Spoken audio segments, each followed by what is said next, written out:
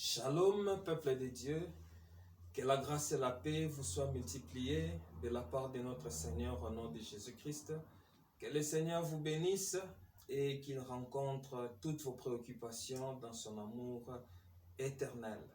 Nous sommes très heureux de nous présenter devant vous pour vous apporter encore une fois de plus la parole dans cette émission Parole de la vérité en son 14e numéro. Nous allons apporter la parole autour du thème « Le cri d'une vierge ». Gloire au Seigneur Jésus-Christ. Que le Seigneur vous bénisse. Sans plus tarder, nous allons ouvrir nos Bibles. Nous sommes dans le livre de Deutéronome, chapitre 22. Nous allons prendre le verset 23 et le verset 24. Je lis la parole au nom de Jésus-Christ. « Si une jeune fille vierge est fiancée et qu'un homme la rencontre dans la ville et couche avec elle, vous les amènerez tous deux à la porte de la ville, vous les lapiderez et ils mourront. La jeune fille pour n'avoir pas crié dans la ville et l'homme pour avoir déshonoré la femme de son prochain. Tu ôteras ainsi le mal du milieu de toi. » Que le Seigneur vous bénisse. En lisant ce texte, vous remarquerez que la Bible dit, en se référant à la loi, la Bible dit si une jeune fille vierge, si, c'est-à-dire dans les cas où, une jeune fille vierge fiancée, j'insiste ici parce que ce n'est pas n'importe quelle fille vierge, mais c'est une fille vierge fiancée, c'est-à-dire qui appartient à un autre, rencontre un homme dans la ville, ça aussi c'est une précision à ne pas négliger. La rencontre s'est faite dans la ville, pas ailleurs. Rencontre un homme dans la ville et que cet homme couche avec elle. La Bible dit, vous allez les lapider. Les deux seront lapidés. La Bible donne les raisons de cette lapidation. Pour l'homme, la Bible dit, il sera lapidé pour avoir déshonoré la femme d'autrui ou encore la femme de son prochain. Et la femme, quant à elle, sera lapidée pour n'avoir pas crié. Ce qui revient à dire que si elle criait, elle serait épargnée de la mort. Si elle criait, la condamnation à mort ne pèserait pas sur elle. C'est ici que nous avons tiré notre thème, le cri d'une vierge. Comme nous venons de le dire, la Bible dit que la femme sera lapidée pour n'avoir pas crié. Et nous l'avons dit également que si elle criait, elle serait épargnée. Donc nous comprenons que les cris de la Vierge l'épargnent de la mort. Les cris de la Vierge empêchent la condamnation de peser sur elle. Pourquoi? Parce que le cri suppose que la femme n'était pas d'accord. Elle n'était pas consentante pour passer l'acte. Le cri, c'est aussi une forme d'appel au secours. Nous comprenons que dans ce texte, selon ce contexte, le cri, c'est une forme de dénonciation. Le cri veut dire dénoncer, appeler au secours, refuser. C'est ça en fait le sens de ce cri. La Bible dit qu'elle sera condamnée pour n'avoir pas crié. Ce qui revient à dire aussi dans un autre sens, que le fait de ne pas crier, suppose qu'elle était consentante, qu'elle a donné son accord. Le fait de ne pas crier, c'est un refus volontaire à appeler et à recevoir le secours. C'est pourquoi elle doit être condamnée à mort pour avoir refusé de crier. Gloire au Seigneur. Maintenant, la Bible dit, nous allons revenir sur ce que nous venons de dire. La Bible dit aussi que cette scène doit se passer où? Dans la ville. Gloire au Seigneur. C'est très important. C'est quoi la ville? Dans la Bible, la ville que Dieu considère, c'est la ville où il a placé son nom. C'est la ville où le roi règne. Nous allons lire cela, nous sommes dans... Allons d'abord dans Psaume chapitre 48. Nous allons prendre le verset 2. Écoutez ce que la Bible dit. Psaume 48, verset 2. L'Éternel est grand, il est l'objet de toutes les louanges. Dans la ville de notre Dieu, sur sa montagne sainte, belle est la colline, joie de toute la terre, la montagne de Sion, le côté septentrional, c'est la ville du grand roi. Gloire au Seigneur. Ici, la Bible présente la ville, comme étant la ville de notre Dieu, la ville du grand roi.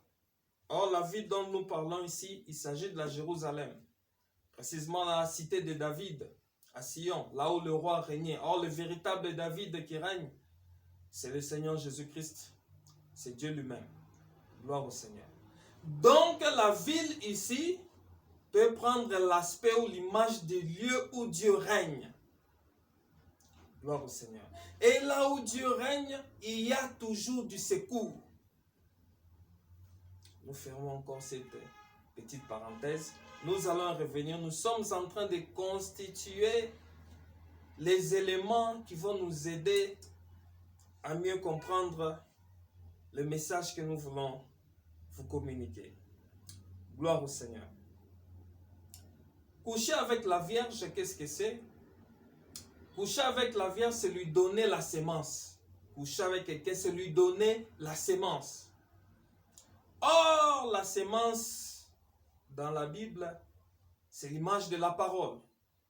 Je suis dans Luc chapitre 8, verset 11, où la Bible dit la sémence, c'est la parole de Dieu. Et dans Matthieu chapitre 13, à partir du verset 24, si vous descendez, la Bible nous présente deux types de sémences. Il y a la bonne sémence qui produit l'ivraie, qui représente les fils du royaume. Cette bonne sémence, c'est la parole de Dieu. Mais il y a aussi l'ivraie, qui est aussi une sémence, une mauvaise sémence, qui vient de l'ennemi, du diable, qui produit les fils du malin. Donc nous sommes là en présence de deux types de sémences. Nous avons la bonne sémence, qui est la parole de Dieu, ou l'enseignement de Dieu. Et nous avons l'ivraie, ou encore la mauvaise sémence, qui est la parole ou l'enseignement du diable. Voilà. À ce niveau, j'aimerais présenter un petit tableau qui pourra nous aider à comprendre la suite. Il y avait dans une ville, la ville dont je parle, c'est le jardin d'Éden. Il y avait là-bas une femme vierge, qui est Ève, vous connaissez.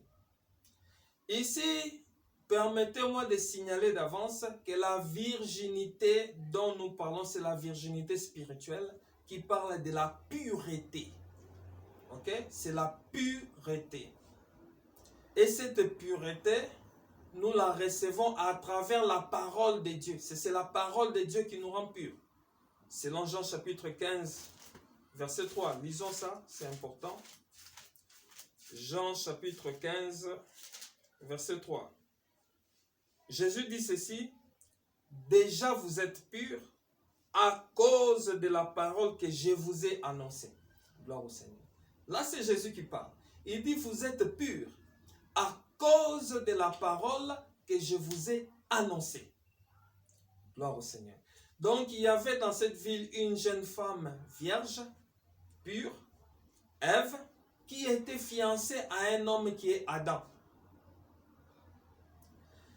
Et cette jeune femme avait reçu une sémence, qui est la parole du Seigneur. à travers Adam. Parce que Dieu leur avait dit, vous mangerez de tous les arbres du jardin, excepté l'arbre de la connaissance du bien et du mal. Les jours où vous mangerez, vous mourrez. Ça, c'est l'enseignement qu'elle avait reçu. Et dans cette ville, Ève rencontre un ennemi qui est le diable. Et quand elle rencontre cet ennemi, le diable, il lui apporte une autre sémence. Là, je suis dans Genèse chapitre 3, verset 4. Le serpent dit à la femme, vous ne mourrez point. Donc, il a amené une sémence autre que la sémence que la Vierge avait reçue. Le diable vient lui dire, vous ne mourrez pas. Donc, il contredit la parole qu'il avait reçue du Seigneur à travers Adam. Il dit, vous ne mourrez pas. Et bizarrement, Ève, qui est en présence de cette sémence, au lieu de crier, elle n'a pas crié. Ève n'a pas crié. C'est-à-dire, elle n'a pas dénoncé, elle n'a pas rejeté, elle n'a pas appelé au secours, elle n'a pas réfuté cet enseignement. Et nous connaissons la conséquence. Et qu'est-ce qui est arrivé? C'est la mort spirituelle qui en est suivie. Donc il y a eu la mort. La mort est entrée. Pourquoi? Parce que la Vierge n'a pas crié. Elle n'a pas dénoncé. Elle n'a pas rejeté, refusé cette sémence autre que la sémence de son fiancé, du mari. Gloire au Seigneur Jésus-Christ. Maintenant, nous allons donner une petite exhortation pour essayer d'expliquer encore autrement ces choses. La Vierge représente aussi le peuple de Dieu que nous sommes. Nous sommes vierges. Selon 2 Corinthiens chapitre 11, 2 Corinthiens chapitre 11, nous allons prendre le verset 2. Écoutez ce que la Bible dit, l'apôtre Paul parle. Car je suis jaloux de vous, d'une jalousie de Dieu, parce que je vous ai fiancé à un seul époux, pour vous présenter à Christ comme une vierge pure. Gloire au Seigneur. Ici, l'apôtre Paul dit qu'il nous a fiancés à un seul époux. Ok, gloire au Seigneur. Ici, on nous présente le fiancé dont il est question. Et le fiancé, c'est Christ. Il dit, je vous ai présenté à un seul époux pour vous présenter à Christ comme une vierge pure. Oh, gloire au Seigneur. La vierge dont il est question, c'est le peuple de Dieu que nous sommes. La Bible nous présente à Christ comme une vierge. C'est nous qui constituons cette vierge-là. La vierge pure. Gloire au Seigneur Jésus-Christ. Et le fiancé, c'est le Seigneur. Et la ville qui est le lieu où Dieu règne, c'est l'image de l'église du Seigneur. Nous avons le peuple de Dieu qui est dans l'église, qui est fiancé à un seul époux qui est Christ. Gloire au Seigneur. Et qui est maintenant cet homme qui vient pour coucher avec cette vierge, ou encore lui donner la sémence. Qui est cet homme? Pour comprendre cet homme, nous sommes dans toujours 2 Corinthiens chapitre 11, nous allons prendre le verset 13 au verset 14, jusqu'au verset 15. Je lis la parole au nom de Jésus. 2 Corinthiens 11 à partir du verset 13. Ces hommes-là sont des faux apôtres, des ouvriers trompeurs, déguisés en apôtres de Christ. Et cela n'est pas étonnant, puisque Satan lui-même se déguise en ange de lumière. Il n'est donc pas étrange que ces ministres aussi se déguisent en ministres de justice. Leur fin sera selon leurs œuvres. Gloire au Seigneur. Ici, la Bible dit que le diable se déguise en ange de lumière. Et ces apôtres, qui sont des faux apôtres, se déguisent en apôtres de Christ, en ministres de la justice. Donc nous comprenons que l'homme qui vient pour introduire cette autre sémence qui n'est pas du mari, c'est le diable à travers ses envoyés, qui sont des faux apôtres, qui sont des faux ministres, qui viennent au nom de Christ, alors qu'ils ne viennent pas réellement au nom du Christ. Ils viennent. Pourquoi ils se déguisent? Parce que la Bible dit ils se déguisent. Pourquoi ils se déguisent? Mais c'est justement pour entrer dans la ville. Pour entrer dans la ville ou encore dans l'église, afin de donner la sémence. C'est pourquoi, en tant que vierge pure, lorsque nous voyons un homme venir nous présenter une sémence autre que la sémence de notre maître, autre que la sémence de Christ, nous devons crier.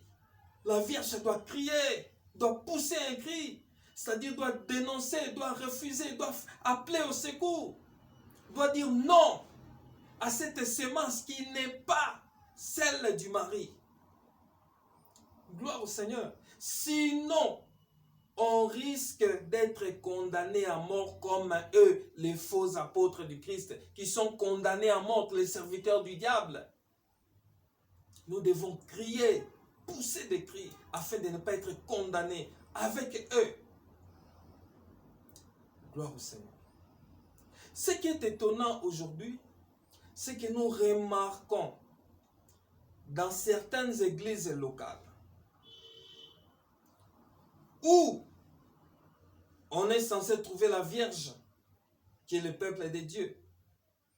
Des gens viennent et prêchent les voyages astrales. Des gens viennent, se proclament Dieu, ou bien ils choisissent leur prédicateur, leur leader, ils les déclarent Dieu devant le peuple. Au lieu que la Vierge pure puisse crier, dénoncer, les gens applaudissent. Les gens sont contents. Les gens se réjouissent. Au lieu de crier, la Vierge, au lieu de crier, au lieu de dénoncer, mais là, ils applaudissent, ils sont contents. C'est ce qui étonne. Or, lorsque vous applaudissez, vous êtes content, vous ne criez pas, vous serez condamnés comme eux. Or, les vrais serviteurs de Dieu sont des eunuques. Qui sont les eunuques? Les eunuques, ce sont des gens qui ont subi une castration. Ils n'ont pas de sentiments. Ils n'ont même pas de sémences à donner. Les eunuques gardaient les femmes du roi. C'est-à-dire, peu importe la position que peut prendre la femme, lui ne va rien ressentir parce qu'il est eunuque. L'eunuque n'a pas de sentiments. C'est comme nous, les ministres de Dieu. Nous n'avons pas de sentiments. Nous n'avons pas de sémences à donner à l'épouse du Seigneur, à la Vierge, au peuple de Dieu. Nous prenons la sémence du mari qui est Christ pour les transmettre au peuple. C'est la sémence du mari que nous donnons. Or, lorsqu'un homme vient donner autre chose que la sémence du mari, qui est l'enseignement de Christ, c'est un viol. La Vierge doit crier, c'est-à-dire doit dénoncer, doit refuser, pour ne pas être condamnée avec ces faux ministres-là. Nous devons crier. Et même l'apôtre Paul s'étonne lui-même, il s'étonne de ce qu'il a vu. Je suis dans 2 Corinthiens chapitre 11. Nous allons lire le verset 4. Écoutez ce que l'apôtre Paul dit. Car si quelqu'un vient vous prêcher un autre Jésus, que c'est lui que nous vous avons prêché, ou si vous recevez un autre esprit, que c'est lui que vous avez reçu, ou un autre évangile, que c'est lui que vous avez embrassé, vous les supportez fort bien. L'apôtre Paul s'étonne. Il dit, lorsqu'on vient vous prêcher un autre Jésus, ou vous recevez un autre esprit, que c'est lui que vous avez reçu, ou on vous présente un autre évangile, vous les supportez bien. Paul s'étonne, vous les supportez bien. C'est-à-dire, vous ne criez pas. Vous ne criez pas. Il s'étonne. Comment on peut vous présenter un autre Jésus? Vous recevez un autre esprit, un autre évangile, et vous ne criez pas. Paul s'étonne. C'est pourquoi nous disons que lorsque les serviteurs du diable, ces faux apôtres, ces faux serviteurs, viennent présenter une autre sémence ou un autre enseignement qui est celle de notre Seigneur, du véritable mari, c'est pour 3 buts principaux. Le premier but, comme nous venons de lire ici, je vais le répéter et aller petit à petit. Car si quelqu'un vient vous prêcher un autre Jésus, que celui que nous vous avons prêché. D'abord, le premier but, c'est de prêcher un autre Jésus. Prêcher un autre Jésus veut dire quoi? Prêcher un autre Jésus, c'est-à-dire nous présenter un autre mari que notre Seigneur Jésus, le véritable mari. C'est nous introduire dans un autre mariage qui n'est pas celui de notre époux. Ou encore en d'autres termes, il vient pour prononcer le divorce avec le véritable mari qui est le Seigneur Jésus. C'est pourquoi il dit, si on vient vous prêcher un autre Jésus, c'est-à-dire un autre mari. Et quand on s'engage dans un autre mariage, c'est le divorce avec le premier mariage. Voyez-vous cela? C'est ça le rôle de ces faux prédicateurs, de ces faux serviteurs, avec l'autre sémence qu'ils apportent. Ils veulent prononcer le divorce, nous présenter un autre mari, nous arracher à l'amour et à l'affection de notre mari qui est le Seigneur Jésus-Christ, pour nous introduire dans un autre mariage, afin de prononcer le divorce avec le Seigneur Jésus. C'est ça le premier but. Le deuxième but, il dit ceci, ou si vous recevez un autre esprit que celui que vous avez reçu. Gloire au Seigneur. Quand ce serviteur l'amène une autre sémence, c'est pour nous donner un autre esprit. Nous amener à recevoir un autre esprit que celui que nous avons reçu. Et quel est cet esprit que nous avons reçu? Nous avons reçu le Saint-Esprit, qui est un esprit d'adoption. C'est par le Saint-Esprit que nous appelons Dieu notre Père. Je suis dans Romains, lisons Romains. Romains chapitre 8, le verset 15. Écoutez. Et vous n'avez point reçu un esprit de servitude pour être encore dans la crainte, mais vous avez reçu un esprit d'adoption par lequel nous crions Abba Père. Gloire au Seigneur. Ici, la Bible dit, nous avons reçu un esprit d'adoption par lequel nous crions Abba Père. Si nous appelons Dieu notre Père, c'est à cause de l'Esprit, du Saint-Esprit que nous avons reçu. Mais s'il vient nous présenter un autre esprit, c'est-à-dire, il veut nous éloigner du Père, ça c'est clair, de notre Créateur, il veut nous éloigner du Père. Couper cette lien, cette filiation de père et fils. Ils veulent couper cette relation. C'est pourquoi ils nous amènent un autre esprit. Troisièmement, la Bible dit ici, ou un autre évangile que vous avez embrassé. Gloire au Seigneur. Ils viennent pour nous présenter un autre évangile. Présenter un autre évangile, ça veut dire quoi? Ils veulent en réalité altérer l'évangile de Christ. C'est ce que Paul dit dans Galates chapitre 1er. Galates chapitre 1er au verset 7. Écoutez ce que la Bible dit. Non pas qu'il y ait un autre évangile, mais il y a des gens qui vous troublent et qui veulent altérer l'évangile de Christ. C'est-à-dire, quand ils viennent avec un autre évangile, en réalité, un autre évangile n'existe pas. Ils veulent seulement nous troubler pour changer, modifier l'évangile de Christ. Pourquoi ils veulent modifier l'évangile de Christ? Parce que seul cet évangile apporte le salut. Nous sommes sauvés que par l'évangile de Christ. Mais quand ils amènent un autre évangile, en réalité, c'est pour nous empêcher d'être sauvés. C'est pour nous éloigner du salut. C'est pour nous amener à la perdition, afin d'être condamnés comme eux le sont. Gloire au Seigneur.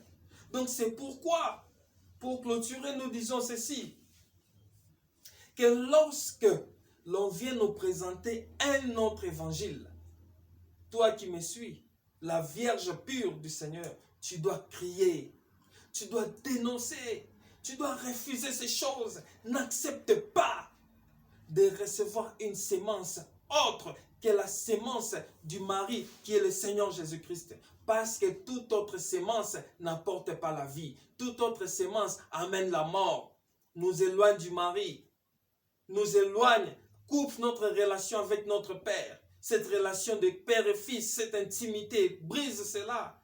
Et cette autre sémence vient en réalité nous empêcher d'être sauvés pour nous amener à la perdition. Crier, crier, c'est ça le rôle. Tu dois crier pour refuser cette sémence étrangère dans nos vies afin de conserver les saluts et d'être sauvés, afin de ne pas être condamnés à mort. Que le Seigneur vous bénisse, que le Seigneur vous fasse énormément du bien. Je vous aime. Abonnez-vous sur notre chaîne. Abonnez-vous et partagez la vidéo. Que Dieu vous bénisse.